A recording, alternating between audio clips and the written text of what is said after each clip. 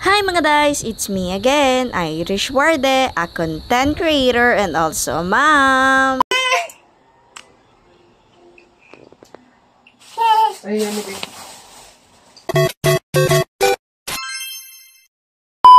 Hi mga guys! For today's vlog ay tara samahan nyo nga po pala ako. Gawa na ngayong araw nga po ay bibili ako ng mga kailangan ko sa mga ingredients ng halo-halo. Yan na nga lang po pala talaga yung suot ko. Gawa ng syempre mamamalingkay nga lang po pala tayo sa mga oras na yan. Sasama nga lang po pala ako kay Ate Mara. Gawa ng si Shaki nga po pala iyahatid niya. Kaya naman nakisabay na nga lang po pala ako at mabilis lang. Isa na nga rin po pala talagang rason para hindi na nga po pala talaga hassle magbiyahe at hindi na nga rin po ako mamasahe. Ilang minuto nga rin po pala ay nariyan na nga rin po pala kami sa daet. Tas iniwan nga po pala namin yung sasakyan nila Ate Mara dun sa pawashingan ng sasakyan. Magpapawashing na nga rin po pala dyan si Ate Mara. Gawa ng syempre iririn yun na nga rin po pala yun bukas. Nakapara na nga rin po pala kami dyan ng tricycle. Tapos agad-agad na nga rin po pala kami dyan sumakay. Tapos doon na nga rin po pala kami bababa sa may looban. Nung nakababa na nga rin po pala kami ay naglakad na nga rin po pala kami dito papuntang looban. Gawa ng syempre doon nga po pala tayo bibili ng mga kailangan natin sa panghalo-halo. Ilang saglit na nga rin po pala sa aming paglalakad ay dito na nga rin po pala kami sa may bibilhan namin ng aming mga kailangan. Dito nga po pala kami kay ate nagbibili. Gawa ng syempre suki na nga rin po pala kami at dito nga rin po pala kami nagbibili palagi. Bumili nga po pala ako dyan ng beans, gulaman at sago tapos pinibigawa ng yun na nga lang po pala talaga ang wala ako doon. Pagkabili ko nga rin po pala ay agad-agad na nga rin po pala kami dyan lumabas. Gawa ng doon nga po pala kami bibili ng gatas sa may sanitary. Gawa ng syempre mas mura-mura nga po pala doon. Gatas at asukal nga po pala dyan yung bibilhin ko. Tapos si Ate Mara nga po pala ay nagpabili nga rin po pala ng nata de coco. Nakakapadahit. Ha? Para sa akin, pag tagapanig. Tagapanig yung panig ng doon. Oo. Hindi na kasi kami nag-ayos ng ajay.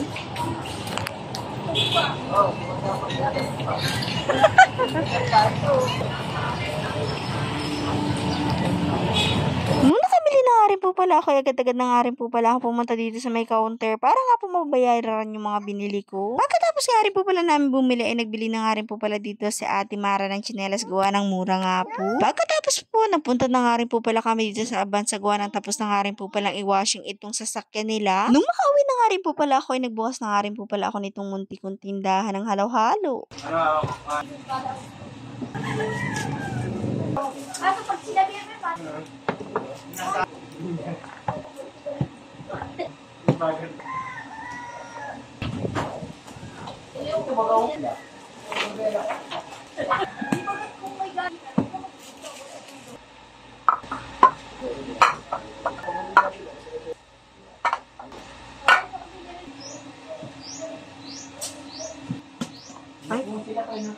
Pagkahapon nga rin po pala, pumunta nga rin po pala kami dito ni Ate Shit sa may HP. Gawa na magbibili nga rin po pala siya ng mga kailangan niya dun sa bahay niya.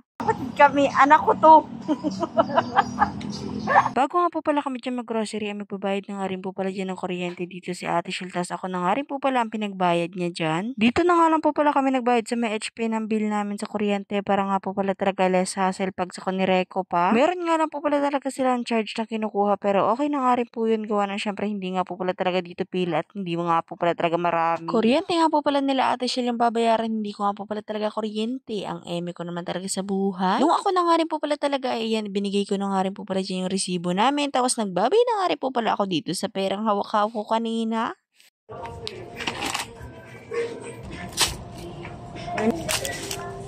Nung matapos na nga rin po pala kaming bumili ng mga kailangan nga po pala namin, ay nagpila na nga rin po pala kami.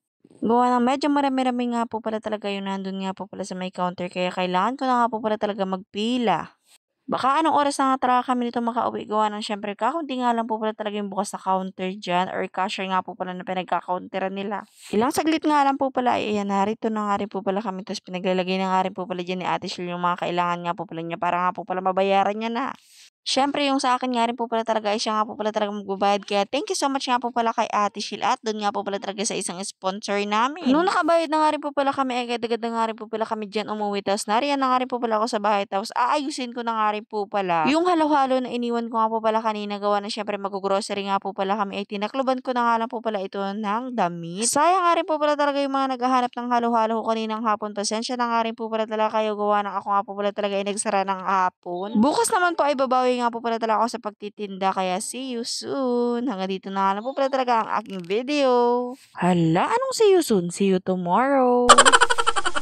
By the way po, maraming salamat nga po pala sa mga nag-follow sa akin at yung hindi pa po nakakapag-follow, please follow, like, share, comment sa aking comment section at huwag niyo pong kakalimutan, Irish Warrior Vlogs. Thank you so much.